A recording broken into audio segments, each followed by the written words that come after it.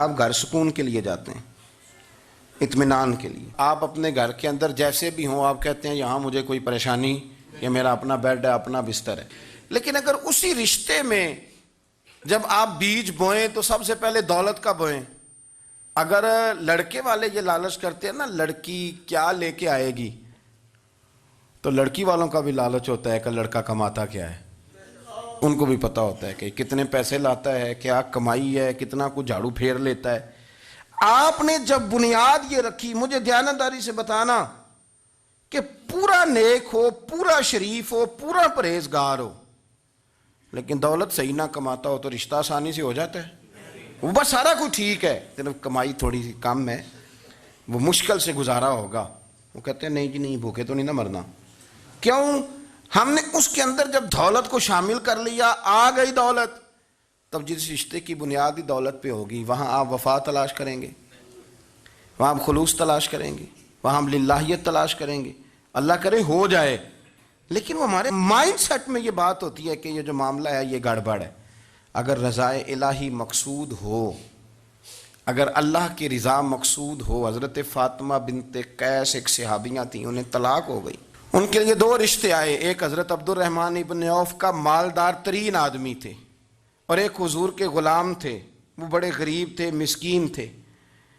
ان کے والدین کی خواہش تھی کہ عبد الرحمن ابن عوف سے شادی ہو جائے، وہ بھی تو بڑے نیک ہیں، پارسا ہیں، عشرہ مبشرہ ہیں. حضرت فاطمہ بنت قیس نے کسی بندے کی ڈیوٹی لگائی، کہنے لگی پتہ کرو نبی پاک کی رضا کیا ہے، حضور کی رضا کدھر ہے. تو پتہ چلا حضور کی خواہش غریب کی طرف ہے. تو وہ خاتون اپنے ماں باپ کو کہنے لگی میرا نا اس غریب سے رشتہ کرا دو. انہوں نے کہا پتر بیٹیوں کے بارے میں ماں باپ بڑے احساس ہوتے ہیں، ہم چاہتے ہیں کہ عبد الرحمن ابن عوف مالدار ہے تو وہ بھی تو نیک ہے نا، حضور نے دنیا میں جنت کی بشارت دی اور ان کا بڑا اعزاز ہے، حضور نے ان کے پیچھے نماز پڑھی، بڑا مرتبہ بڑا مقام والا صحابی ہے، وہ تو غریب آدمی ہے. اور پھر حضور نے حکم تو نہیں نہ دیا، خواہش کا اظہار کیا ہے. اس بی بی کے جملے بڑے شاندار ہیں.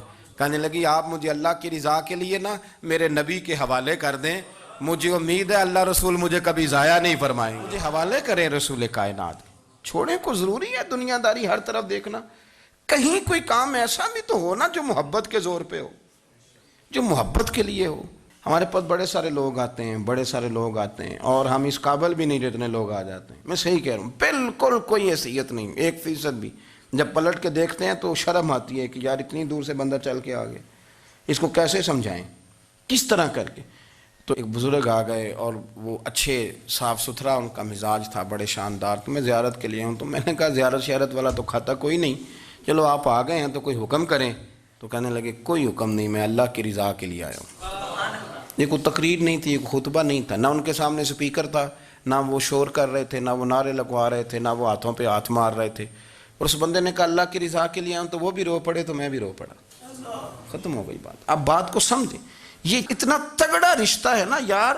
کسی رشتے کے بیچ برادری ہوتی ہے، کسی رشتے کے بیچ خاندان ہوتا ہے، کسی رشتے کے بیچ قبیلہ ہوتا ہے، کسی رشتے کے بیچ رنگ نسل ہوتی. وہ کتنا تگڑا رشتہ ہے کہ دو بندوں کا رشتہ ہو، ایک بیچ میں خدا ہو، دوسرے محمد مصطفیٰ ہو. آپ کتنا اسے مضبوط رشتہ سمجھیں گے جس کے بیچ اللہ رسول ہو. اتنا تگڑا رشتہ، اتنا مضبوط تعلق، اتنی وسعت اس کے اندر.